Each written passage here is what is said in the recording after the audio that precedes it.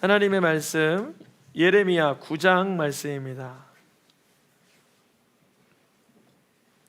예레미야 9장 1절, 2절, 2절의 말씀입니다. 제가 한 절 읽으면 우리 성도님들께서 2절 읽으면 되겠습니다. 예레미야 9장입니다. 어찌하면 내 머리는 물이 되고 내 눈은 눈물 근원이 될고 죽임을 당한 딸 내 백성을 위하여 주야로 올리로다. 내가 광야에서 나그네가 머무를 곳을 얻는다면 내 백성을 떠나가리니 그들은 다 간음하는 자요 반역한 자의 무리가 되미로다. 아멘. 예언서 강의 포로 시대 예언자 예레미야의 이야기입니다.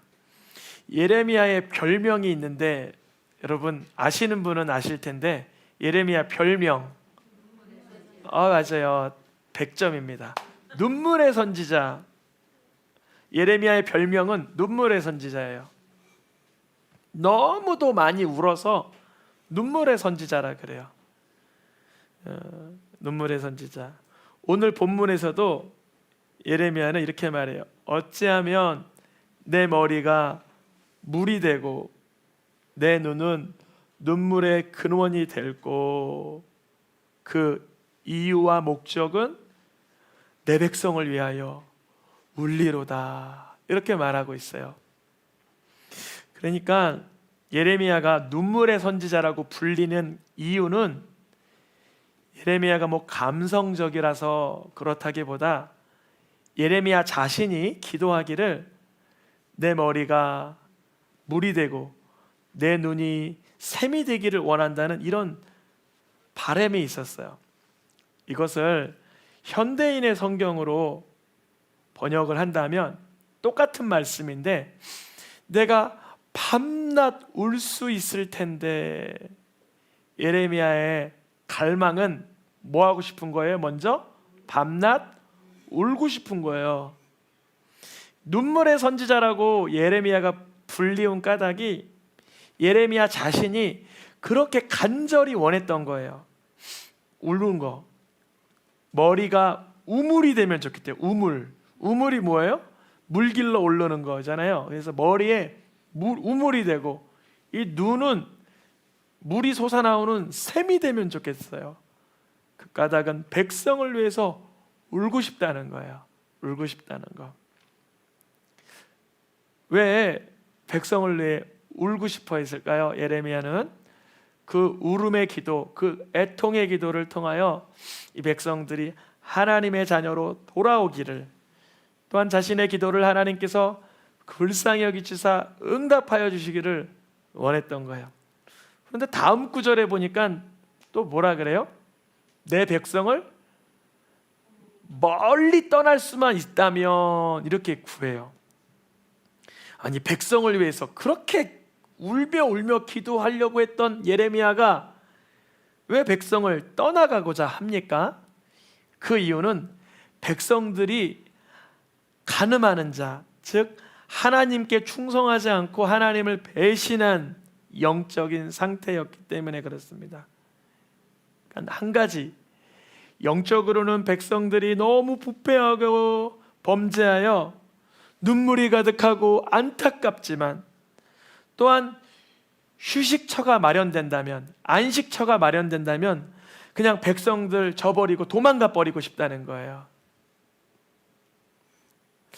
이런 경험을 저도 했습니다. 제가 예레미야 입장에서 한 게 아니라 백성된 입장에서 했었어요.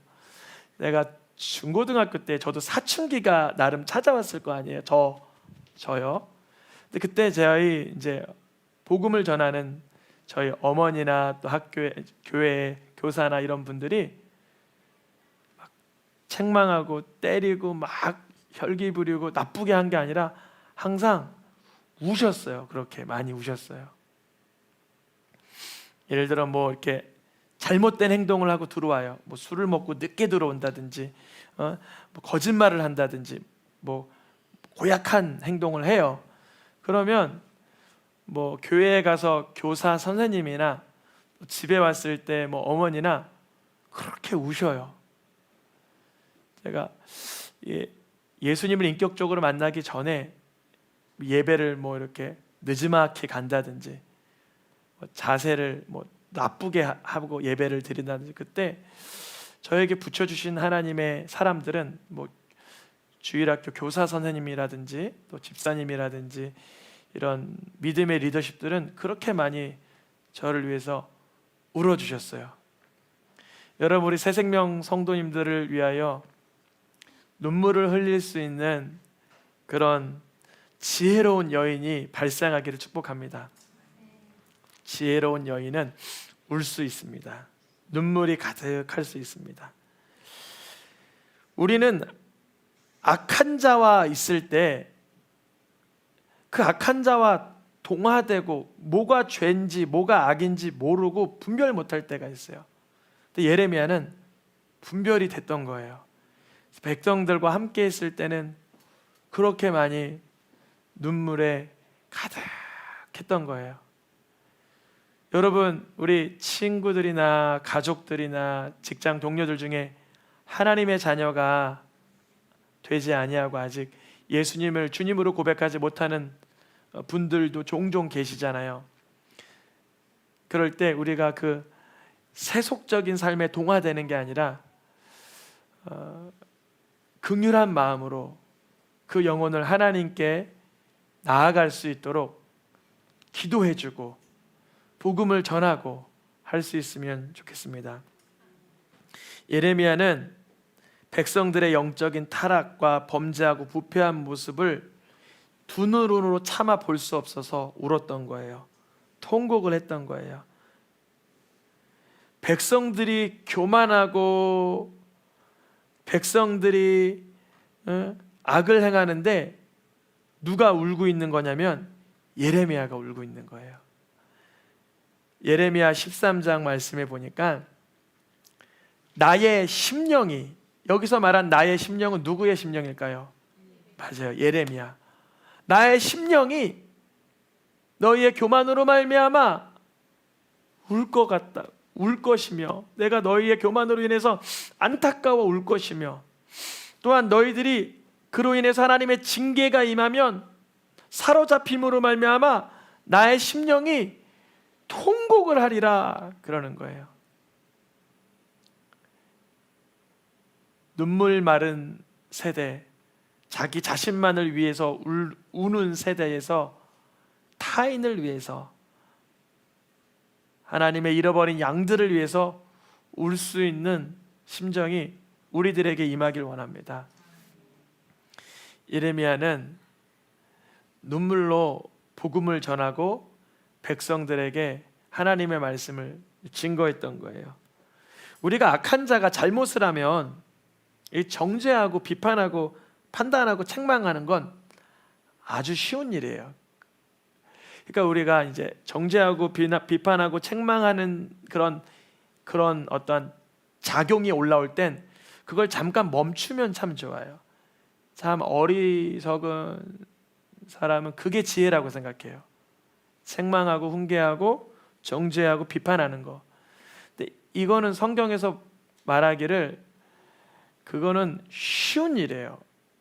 아주 섣부르게 쉽게 할 수 있는 일이에요. 그런데 정작 그 영혼을 위해서 울고 그 삶을 인하여 눈물을 흘린다는 건 진정성이 있을 때만 가능하죠. 진심이 있을 때만.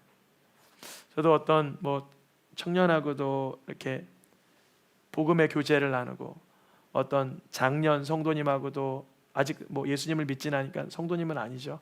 그런 분하고 또 대화를 나누고 이렇게 하다 보면 제가 뭐 때문에 기도를 하냐면, 하나님, 내 속에 크나큰 긍휼의 마음과 애통의 마음에 있기를 원합니다. 이렇게 기도를 해요. 그분은 지금 굉장히 어려운 상황이에요. 어떠한 그런 다양한 이유로 굉장히 어려운 상황이에요. 근데 저의 마음에는 이게 타인의 일이잖아요. 타인의 일. 내 몸이 아니잖아요.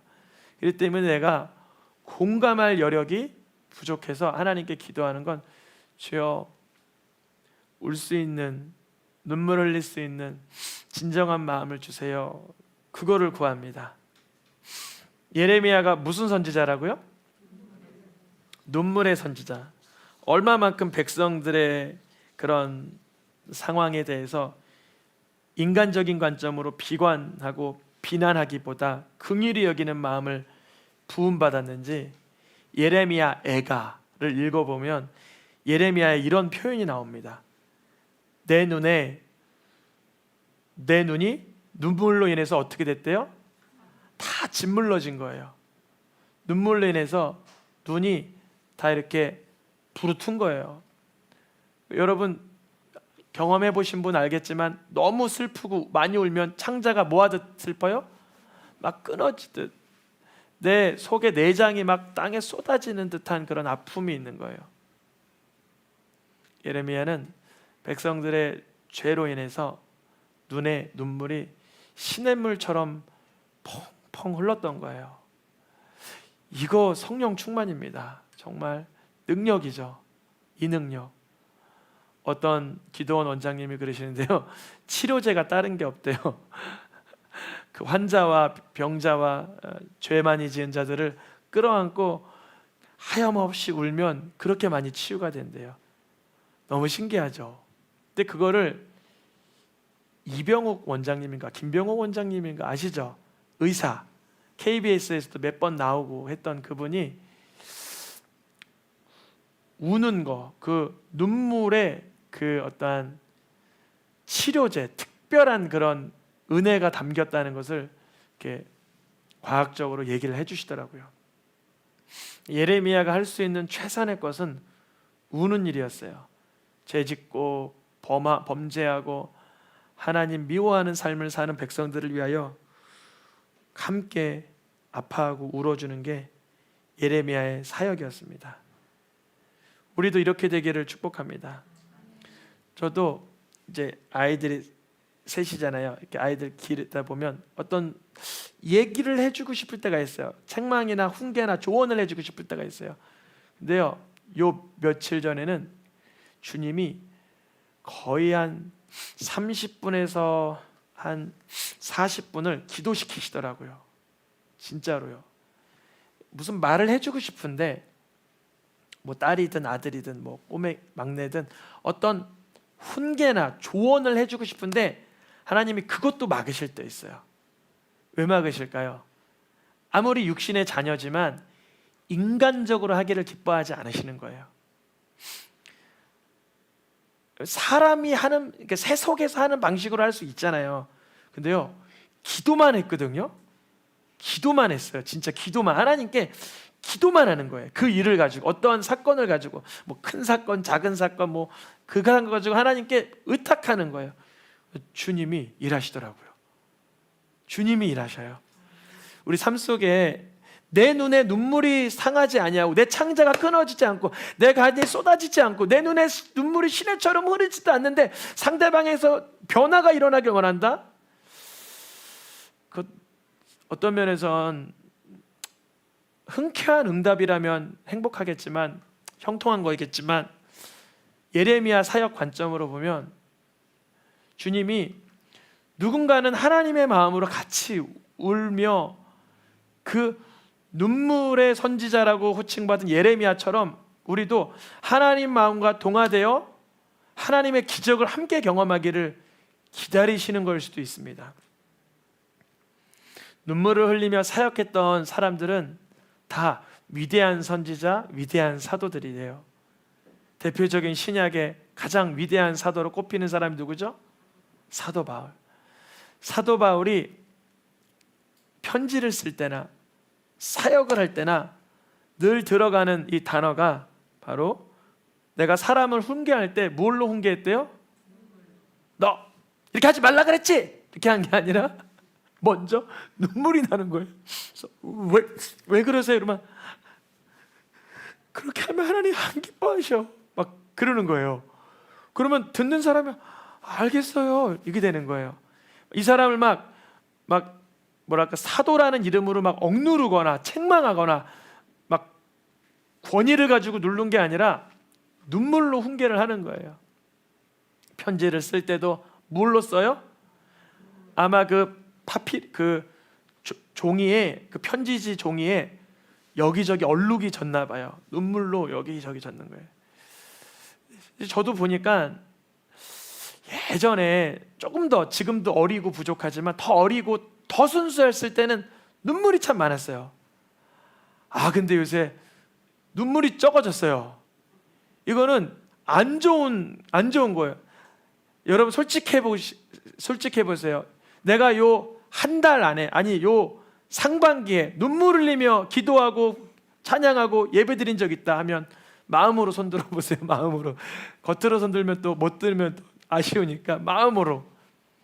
저는 제가 절 보니까 이 상반기에, 아니 올해를 전체를 통틀어도 한 번 정도 좀 눈물의 은혜를 주님 주셨었나? 한 번 정도? 그때 연초에 굉장히 아팠을 때 있었잖아요.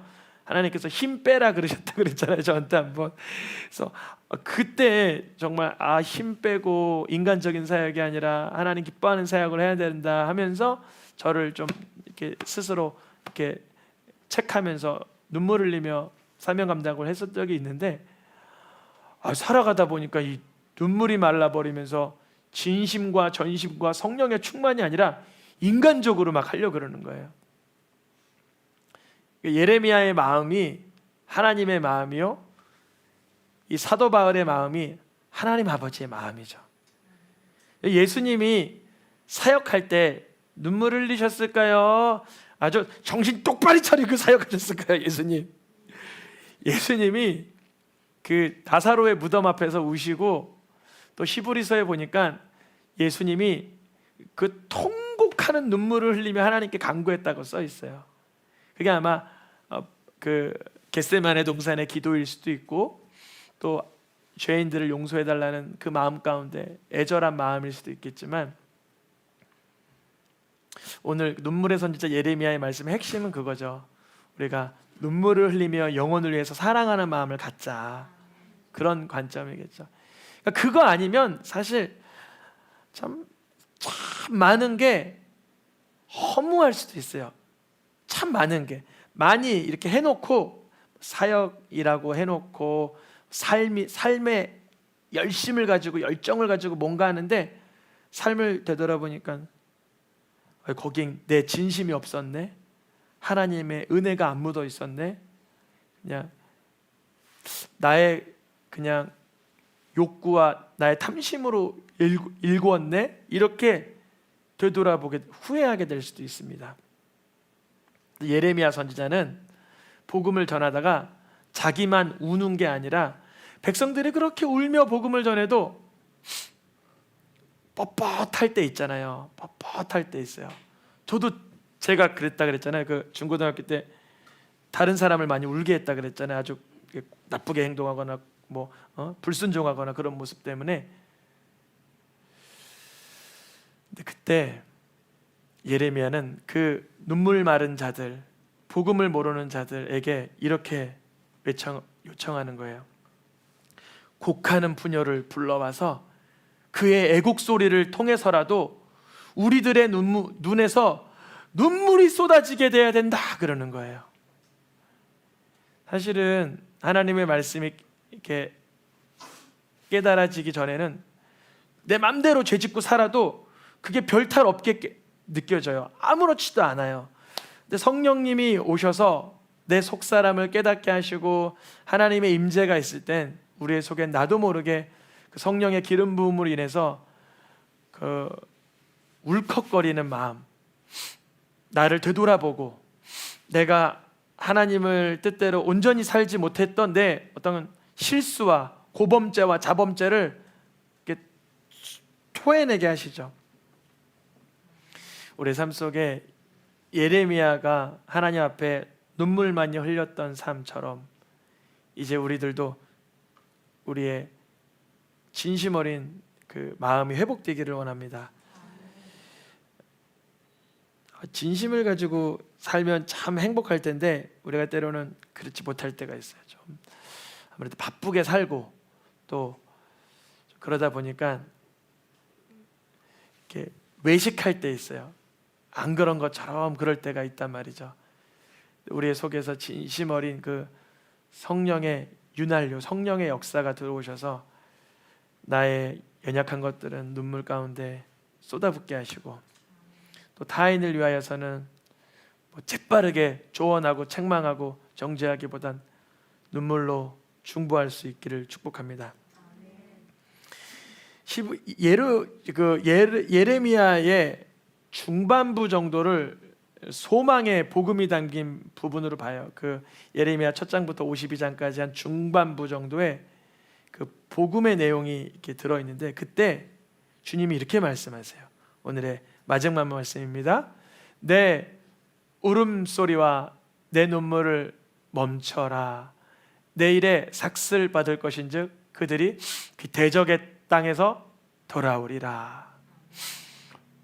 오늘 눈물의 선지자 예레미야를 얘기하고 있고, 우리가 진심 어린 우리의 마음이 울컥할 수 있고 우리의 마음이 쏟아져 볼 수 있는 눈물에 관하여 얘기하고 있는데, 하나님께서는 눈물 그 자체가 목적이 아니라 사실은 그 가운데서 회복과 위로를 주시려고 했던 거예요. 하나님 나라 가면 하나님께서 이 땅에서 눈물 많이 흘린 자들의 눈물을 닦아준대요. 그러니까 이 땅에서 눈물 많이 안 흘리고 내 맘대로 살면 사실 하나님께서 닦아주실 게 없겠죠. 예레미야는 참 많이 위로받았겠죠. 주님 나라 가서. 우리가 가끔은 말씀대로 살려고 하다 보면 그 애통스러운 상황을 지나게 됩니다. 근데 그때 말씀대로 안 살면 애통하지 않아도 돼요. 그런 눈물을 흘릴 것도 없고 애통할 것도 없어요. 그러나 하나님의 말씀대로 살려고 하다 보니까 때로는 멈춰야 되고 기다려야 되고 인내해야 되고 헌신해야 되고 주님께 의탁해야 되니까 눈물의 샘들이 점점 차오르는 거 아닙니까? 주님께서는 언젠간 그러한 울음소리와 눈물을 멈춰라, 보상받을 것이라, 주님께서 회복시켜 주실 것이라는 약속을 주셨습니다. 예레미야에 받은 그 별명, 호칭처럼 우리들도 메마른 인생이 아니라 눈물이 날 수 있고 서로를 위해 눈물을 흘릴 수 있는 우리 새생명 공동체 한 분 한 분 되시기를 축복합니다. 우리 찬양하며 기도하겠습니다.